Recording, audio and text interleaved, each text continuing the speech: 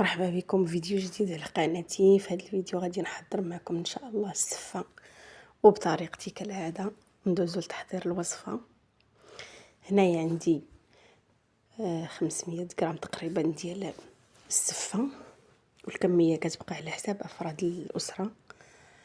غادي نضيف عليها 3 المعالق ديال زيت نباتي،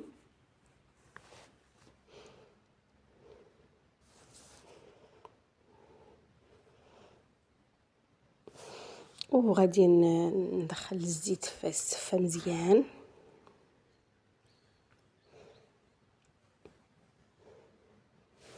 كاع الحبيبات اللي عندنا ديال السفه باش يوصلهم الزيت. وهنايا دهنت الكسكاس بشويه الزيت باش ما تلصقليش، وغادي نحطها فيه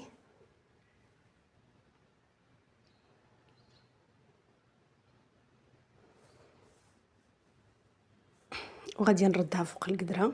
وهنايا بعد ما طابت لي هذه اول تفويره، غادي نطيب الماء مزيان نغليه ونضيفو عليها.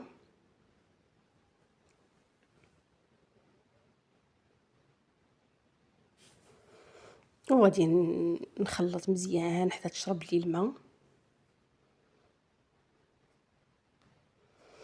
هاد الطريقه سهله بزاف تحضير السفه وما كتاخذش منا وقت كتير.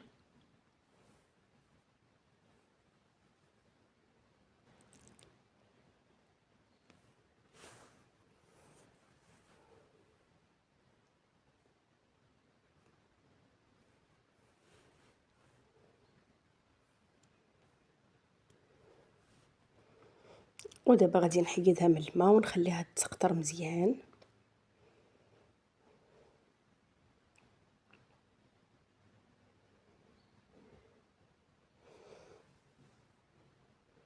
غادي نحركها مزيان نخلطها، وغادي نضيف ليها معلقه صغيره ديال الملحه،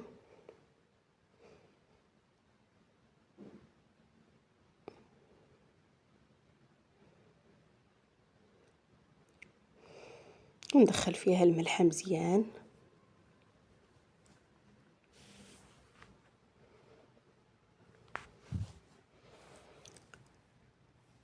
ومن بعد غادي نردها فوق القدره المره الثانيه. وهنايا بعد ما دازت 15 دقيقه غادي نحلها الماء بارد، الماء عادي بارد، ونبقى معاها نستمر نحلها بشويه بشويه تنحلها كامله.